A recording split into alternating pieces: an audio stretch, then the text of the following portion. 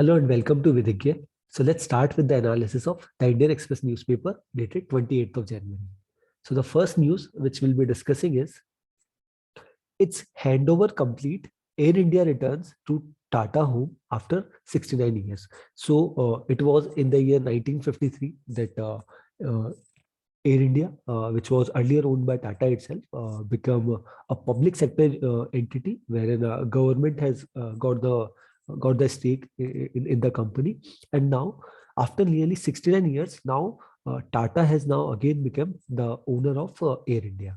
So the deal which got finalized for rupees 18,000 crore, out of which 15%, that is 2,700 crore, will be paid in cash, and that has already been paid to the government, and the remaining 15,300 crore will be taken over by Tata Group as a debt of Air India.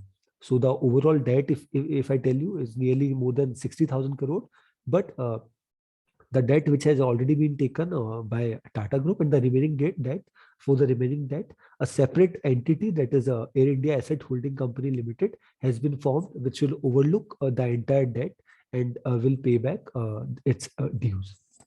And this whole process which has started in the month of October itself, and on 24th of January, the audited balance sheets has been submitted by the government or the Tata Group to the by the Air India to the Tata Group. And on seeing all those documentation for 2 days, on 27th of January, that is on yesterday, the whole deal has got finalized. And the chairman of Tata Sons, N. Chandrasekharan, had also met our honorable Prime Minister, wherein they had talked about the vision uh, of building a robust civil aviation mechanism, wherein it's able to boost up, and it helps us in the ease of living for citizens, so that they're able to provide cheaper cheaper flights to people, and so that it become affordable to people, to the common people, to fly. And we should be aware of that Tata is not a new player in this civil aviation industry. They are already having stakes in companies like AirAsia and Vistara, and now they are owning this huge Air India as well. So now Tata has become a full-fledged player in the civil aviation industry. Okay. So, and remaining, the further elaboration has been given in second page, wherein the employees who will be retained for 1 year, then VRS, that is voluntary retirement scheme, a mechanism will be given to, an option will be given to the existing employees of the Air India. All has been mentioned in this news. Then the second news is China hands over Arunachal train. Hearing mother's voice, he began to cry. So a person that we had already discussed, that by the name Opang Taron, who was abducted by a Chinese army at the time when he went along with his friends to his neighboring village, and one of uh, the PLA army personnel had taken abducted Opang Toran, and it's nearly took a week or so, wherein he has gone again handed over to the to his family, and Union Minister of Law, Mr. Kiran Rijiju, has already mentioned on tweet that because of procedural norms, it's getting a bit delayed, and will finalize that when he'll be that child will be coming to India. So the whole process has already been done, and the parents of Mr. Teron has thanked the national government himself, and the center, and all those authorities who were involved in taking their son back from Chinese troops. Then PM summit with 5 Central Asian heads calls for joint group on Afghanistan, stronger ties. So all these 5 Central Asian nations, out of which 3 shares boundaries with Afghanistan, shares it creates a major role in the ongoing dispute which has already been going on between after the Taliban regime had gained power in Afghanistan. So it's posing a big challenge on India, that how they are going to tackle this particular situation.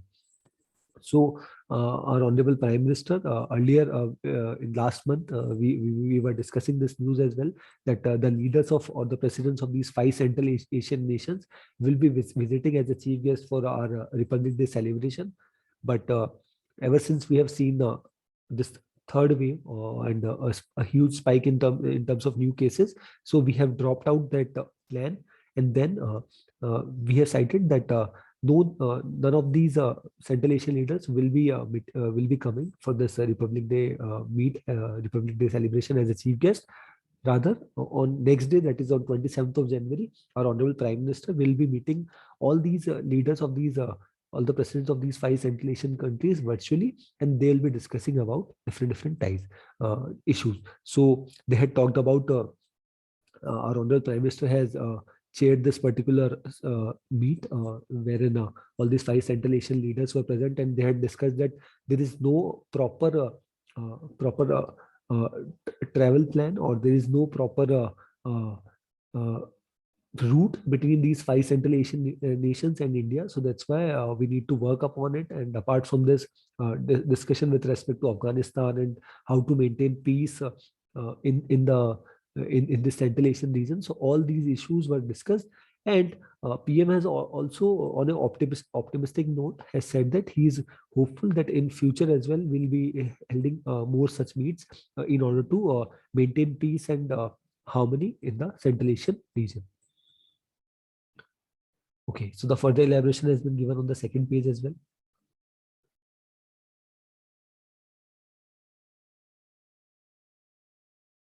Okay, this all we can skip. Okay, yes, this is important. Days after CMs meet, fresh tensions along Assam-Arunachal border.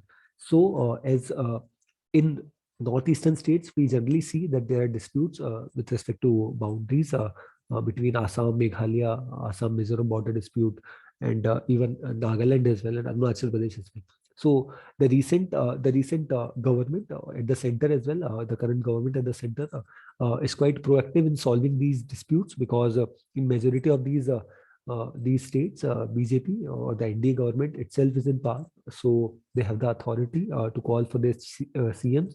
So recently we have seen that the chief ministers of Assam and Arunachal and even Nagaland had met with respect to solving their boundary dispute. So recently, the Chief Minister of Assam, Shri Himanta Biswa Sarma, and the Chief Minister of Arunachal Pradesh had met, Shri Pema Kandu. They had met, and they had discussed, and they were hopeful that out of the 12 issues that both these states are having, they'll be able to solve half of the boundary dispute. But ever since this meet has happened, there were seen tensions in some of the regions in Assam and Arunachal border, and it has also been seen that the respective governments are also building roads and claiming that there are this belongs to their territory. So that's why this needs to be important, that the border dispute, which was earlier opined to be solved, is again, on a row of dispute. Then China says latest round of talks with India on border issue positive and constructive. So recently, after the building of these Chinese dams and renaming of 15 names in Arunachal Pradesh as their own, so the 14th round of Corps Commander talks had held between India and China. So that was held positive and constructive, and it has been opined that in future as well, more and more such talks will be held, and the timely decision will be taken with respect to solving the dispute between both these nations. And recently, US has also made this statement that China is trying to create an environment and they are intimidating its neighbors. So, with countering that particular argument by the US government, China has opposed that US should not teach lessons. And earlier also, they are trying to teach us diplomatic channels, and we two nations, we are both self-sufficient in order to solve our own boundary disputes.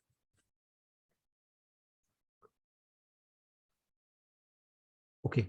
COVID jabs get market approval for use in adults with conditions. So this information has been given by the Union Minister of Health and Family Welfare, Shri Mansukh S. Mandaviya.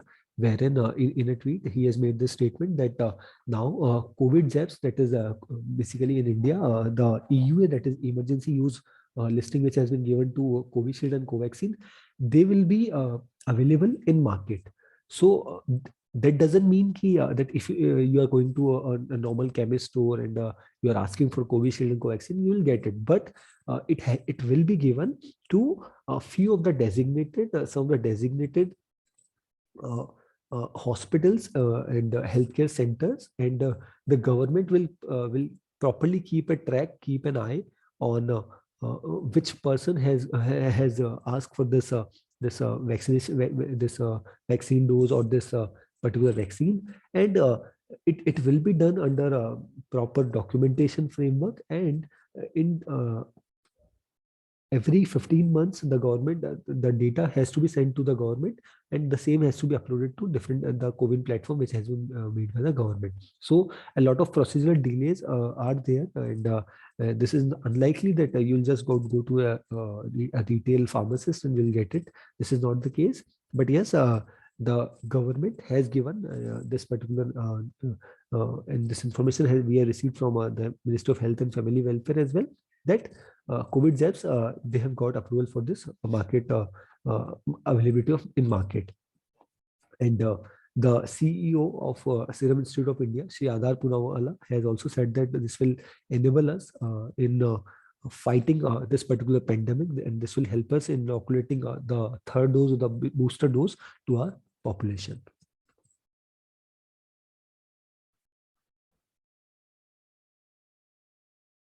Okay, so now we move to the editorial page. So the first editorial is growth after COVID, budget must continue welfareist direction, economic revival will require transformative thinking.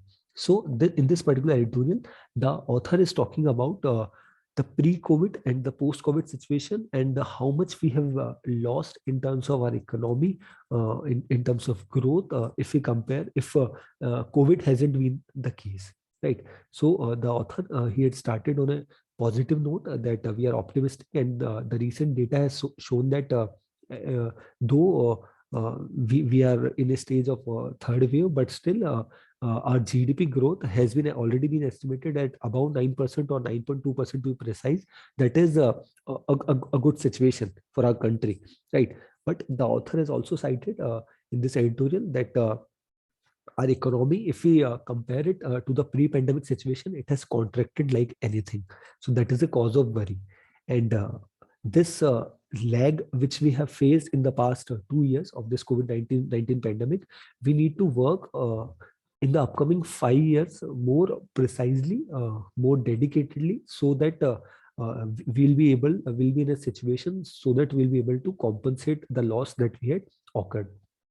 So according to the author, in terms of the real GDP, if we compare with the current situation, we have not gained much. Like if we compare it to the pre-pandemic situation, that was nearly 145 lakh crore, and now where we are going is nearly a growth of nearly 1.5%. So that is nearly 147 crore something.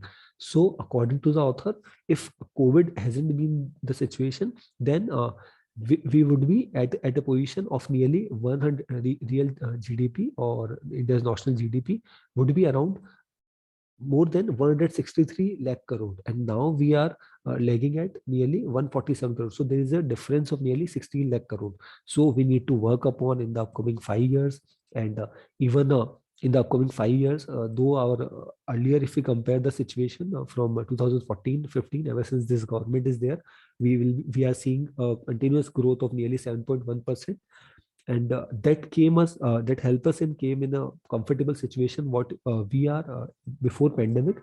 But now because of the pandemic, we need to work upon at a constant growth rate of nearly 9%, so that we'll be able to compensate in this particular situation. And now as the budget is already upcoming in a week or so, so it's going to be a big challenge that how Srimati Nirmala Sitharaman will pave a way, because there are different challenges what we are facing at in the form of fiscal policy or the monetary policy and the regulatory policy as well. So all these things will be key indicators that how our economy, how our country is going to grow in the upcoming times, right? So the government has also cited about in this particular, the author has also cited about Manrega and even the growth of GDP as well. But in coming times, we'll see that in the upcoming budget how all these parameters like the fiscal policy, monetary policy, right, will be taken off, will be taken care of by the government, so that the development path, which has got halted for nearly 2 years, can again go back on track. Then stepping up together. So the author herself, who is the head of an emergency department, she has talked about her own experiences, what she has witnessed in the past 2 years of fighting this COVID-19 pandemic. So earlier, according to the author herself, that uh, earlier she was told she was known as a healthcare worker, healthcare staff, but ever since we have seen this pandemic situation, the government has renamed this thing with COVID warriors. So she has talked about that experience and the devastating, especially in this particular editorial, she has talked about the second wave, which was quite drastic. So she has talked about her own experience of second wave, wherein she has seen a huge number of people who are lying on beds, and there were unavailability of beds in the in their hospital itself, in the government hospital she used to work, and how her own team is helping people, even though putting their own lives at risk. So all these things she has experienced for the past 2 years. And according to the author, she's quite optimistic that in coming times, the way vaccination has been done and we are recovering, though we are already seeing cases in terms of new cases, but still the way we are dealing with situation and the way this pandemic has brought us together, brought us close, that how to help each other with respect to this COVID-19 pandemic. So the author has talked about her own experience, uh, her own way that we were able to tackle this ongoing battle which we are fighting from COVID-19 pandemic. Then the first opinion, the missing jobs. Protest against railway recruitment process points to sobering reality. Inadequate employment creation is taking a toll. So in this particular opinion, the author has talked about the recent controversy, especially with respect to the railway recruitment exam, which was halted, which was postponed. The result is not out still yet. The notification started in the year 2019, then 2020. So all these processes were there. So herein the authors talked about the government's failure of not able to provide employments to its youth, and it has been cited that the job vacancies were nearly 35,000 odd vacancies, and the number of applications were more than 1.25 crore. Means more than a crore applications were there. Right. So the author has cited that this creates this is a problem what we are facing, that the governments at the time of elections, though they claims that will provide employment, will provide good opportunities to the youths, but on ground reality, the thing is altogether different. Right. So the author has also cited about providing uh, the author in this particular editorial opinion has also talked about the unemployment rate, which is already been rising, especially in states like Bihar and Uttar Pradesh. The data has already been mentioned, and the author has talked about the recent suspension as well, because nearly the police got aggressive with respect to students, and students has also set ablaze a coach in Bihar itself. So that's why, and they had called on 28th of January as a band as well. So that's why it has been in controversy as well. But here, the idea here is what the author is trying to say, that this is the incapability of the government itself, the union and the state government, that they are not able to conduct examination properly, and because of which there is huge outrage which we have seen from the students. And the unemployment rate, the rapid unemployment rate which is rising. So the government needs to work upon this. Okay. Then on the world section, Russia says US response does not offer much hope. So recently, the US in a confidential letter has sent to a letter has been sent by US government, which is confidential to the Russia, and even the Russian president Mr. Putin has kept it confidential, and he has his representative has made the statement that the response which we had received from USA does not offer much hope. And though we are seeing a continuous tussle between going on between Russia and Ukraine, but talks are already being held, and earlier also talks had held between the Russian and US president, but it does not derive, or both the nations does not derive to a solution for the ongoing problem. And even this recent letter, confidential letter, which has been received from US government, does not pave a way for solving this dispute, as said by the sources of Russian government. Then Moderna begins study of booster. So as a majority of our population, even not only in India but overall world, is getting inoculated or vaccinated with at least one dose or both the doses in their respective countries. So now, in order to maintain the or in order to able to fight with this COVID-19 situation, uh, booster dose has already been initiated in a lot of countries with USA, UK, and even in India as precautionary dose, right? With to the healthcare workers or frontline staff or 60 plus with comorbidities. So Pfizer and the mRNA vaccine had already initiated that the studies on booster dose, that how much their dose is effective with respect to this Omicron variant, and now Moderna has also began so started its study on conducting studies on booster dose, that how much their vaccine is effective with this new with this new variant Omicron.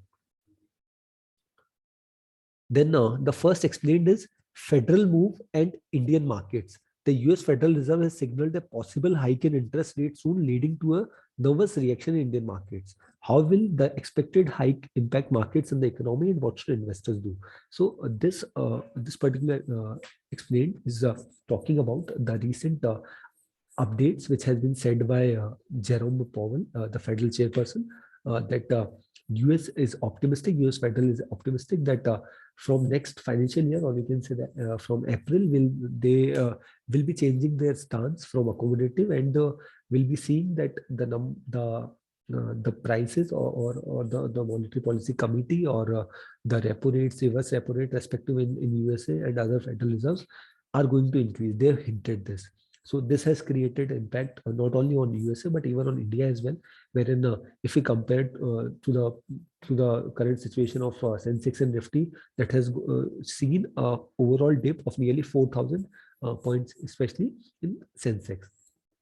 So why the US is going on, or why the US federal is taking this step, because it's been nearly 2 years, and the stance of even the US government has been they are following this accommodative stance, and even in the past 18 months as well, even RBI, Reserve Bank of India, has also followed the accommodative stance. Means the repo rate, reverse repo rate has not been changed, right? So, but now as US Federal, Jerome Powell has made this statement that from April, our point of view, our rates will change with respect to banking rates and lending rate. So, according to the author, according to both the authors in this particular experiment, they are trying to say that even in India, we'll be seeing that the rates are going to increase. And if we compare to the current situation, for the past 2 years, ever since we have seen this pandemic situation, even the rates, the home loans or the normal loans have gone a decrease, wherein the home loan as is at its lowest to nearly 7%, 6.5%. So in coming times, we'll be seeing a change in the stance of the government, and in the upcoming monetary policy committee, we might see the change in India itself. So how it's going to impact in India, and what are the other factors, especially like the Russian-Ukraine dispute which has been going on, and the crude oil prices, which is also increasing like anything, that has nearly reached $90 per barrel. So that has also been discussed by the authors in this particular experience. And even the ongoing budget will also helps us in getting an idea about how this particular thing is going to change in coming times. Okay. Then second explained is amid spike, spotlight on Omicron subvariant. So it's been nearly more than 2 months that we have seen this cases with relating to this Omicron variant, and not only this is the only variant. There are sub variants of the same. Like it has been cited as BA.1, BA.2, BA.3. So the majority of the cases what we are seeing in India and even in other countries are of BA.2. Right. So, but still, this is not so deadly. This is not a cause of so much worry. So that's why. But still, we are seeing a daily caseload of nearly 2 lakhs in our country itself. But even the most hardened countries like US and UK, wherein the US has seen 1 million cases a day of Omicron itself. So, but still, all these nations are putting off curbs because of the ongoing situation, and they are ramping up vaccination and booster dose in their respective nations, so that the situation can get uh, uh, situation can be handled at ease. Then conditional market authorization of COVID vaccines, what changes? So this was about this particular explained is about the recent update which we have seen from our Union Health Minister, Mr. Mansukh S. Mandaviya, about granting the uh, conditional market authorization to Serum Institute of India's Covishield and Bharat Biotech's Hyderabad-based company's Covaxin. And as I told you, this is not going to be like you get it to a pharma store or normal chemist store, but there will be dedicated hospitals from where you'll get it. You'll get the those with proper prescription from the doctors, and a proper database of the same will be handed over to the government of the same. Now we move to the economy section. So under economy section, this news is important, that what does Tata get with Air India? Why? So as I told you, Tata is not the new player in this civil aviation industry. They are already having stakes in Air Asia and Vistara. So now they have also gained their arms in this industry, and they'll now be full-fledgedly a big player with respect to this aviation industry. Okay, so here we end the discussion of Indian Express. So now we'll move forward to the Hindu. Okay, so the first news, Central Asia meet forms Afghan group. So this was about the meeting of the virtual meet of 5 Central Asian leaders meeting our Honorable Prime Minister, and they had discussed different issues. The leaders of, as you can see in the photograph, Kazakhstan, Kyrgyzstan, Tajikistan, Turkmenistan, and Uzbekistan officials are present, right?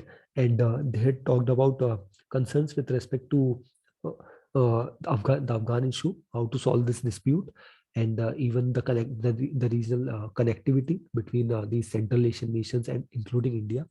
And the Honorable Prime Minister was optimistic that in future as well, more and more such meetings is going to held, so that that the dispute or the regime which has seen an overturn wherein Taliban had captured Afghanistan, can this particular incident or event can be handled with caution.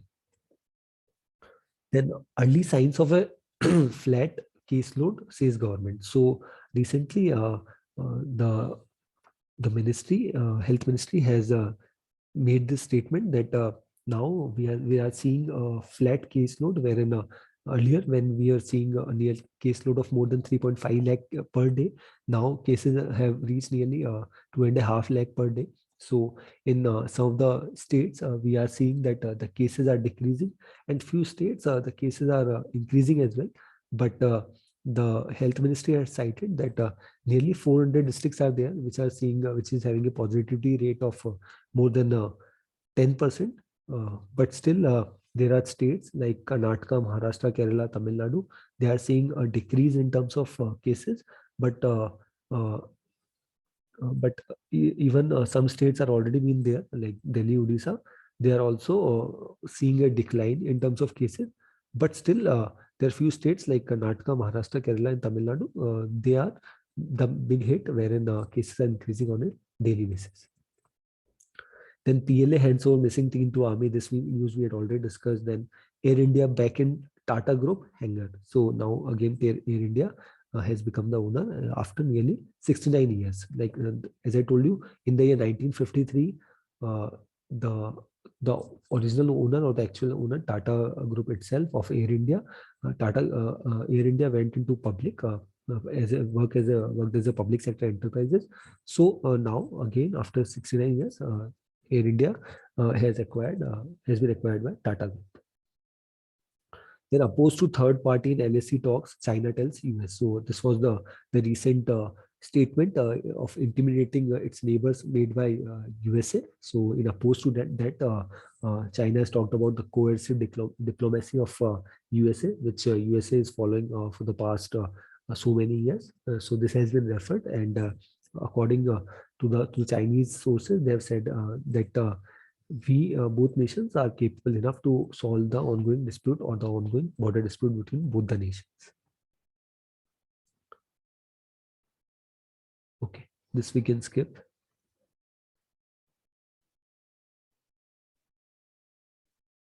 Okay, so the first editorial is Punjab is more than just another election. The farmers' movement and Charanjit Singh Channi's elevation have opened up the political space. So in the first half of this particular editorial, the author has talked about the issues which are pertinent with respect to the politics of Punjab or on the ground of Punjab, like the identity politics or the competitive populism, ascendance of state level party leadership, and the issues have already been discussed, like the human security or the ethical peace, endemic economic crisis after this green revolution, ecological crisis. So the author has started with the issue, and the author has also talked about the developments which all Punjab has done for the past 70 odd years, right? So this has also been explained, and then taking this particular editorial on a political angle, because elections are down the line.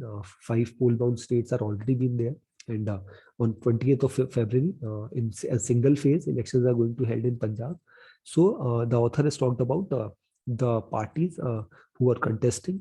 Basically, the major parties which are contesting basically is BJP with its allied rulers like NDA, then Congress Party and Aam Aadmi Party. Which are there, and they are trying it hard of keeping their own factions, and for the upcoming elections of in the 117 assembly seats in Punjab. And now the biggest tussle which has been going on why Punjab election is quite prominent or seeing in news, because even there are separate factions even in different parties, like Congress is facing issues with the current CM, the tussle between the current CM, Shri Charanjit Singh Channi, and the Congress chief of Punjab, Mr. Navjot Singh Sidhu. So issue is already been going on, and so that's why they have not declared any one leader as the chief minister as well, chief minister candidate for the upcoming election as well. So that's why this is posing challenge, and even the impact of farm law is there. So that's why BJP is not among the best contenders for the chief ministerial post in the upcoming elections, because the farmers are quite against it ever since they have uh, they have initiated this farm laws. Though the farm laws had already been repealed, but still the farmers are quite hesitant enough against BJP in for the upcoming election as well. And even the caste politics, because the CM who it's himself belongs to Dalit community. So that's why this has also been said that the Congress is trying to play a caste politics card in the upcoming election as well. Then the first opinion, open the schools. Schools must reopen as severe cases dip and vaccination coverage increases. So it's been nearly 20 months or 2 years will be completing that schools are getting closed. And so that's why it's posing a great challenge. Though the Omicron variant is there and cases are increasing, but still precautionary dose or the vaccine dose of for adolescents from 15 to 18 age group has already been started, and that is also going on at a good pace. So the government needs to, or the respective district administration or the state administration should work upon, so that these schools which are closed for nearly 2 years can again get back on track, and those students who are deprived of learning for nearly past 2 years, the offline learning, the physical learning, right? So that can be started, and that will eventually help these students in their development. Okay, then this we had already discussed. This is political upcoming elections in Uttar Pradesh. Yes, 2.49 lakh cases, fresh COVID-19 cases reported. So nearly 2.5 lakh cases have been reported for the past 24 hours, and the overall active case load in India is nearly, it is more than 20 lakh cases, but or more than 30 lakh cases. So now the states which are seeing a continuous rise is predominantly Kerala with more than 50,000 cases, followed by Karnataka and Tamil Nadu with 38 and 28,000 cases respectively. So the positivity rate is also increasing, is at nearly 17%, and the government is keeping restrictions, and though some states are putting off curbs in their respective states, like especially Delhi has announced that the weekend lockdown which they had all imposed, they'll be again taking it back in the coming time. Then Covishield and Covaxin get conditional market approval. This news we had already discussed. This has been announced by Union Minister Mansukh S. Mandaviya. Then Russia sees room for dialogue with USA. So Russia is optimistic that though they have received a confidential letter from USA, but still they are optimistic that USA will eventually help them in solving this or mediate, will mediate in solving this ongoing dispute between both the nations. But it's been more than a month that the dispute has been going on, but still it's not been able to get resolved.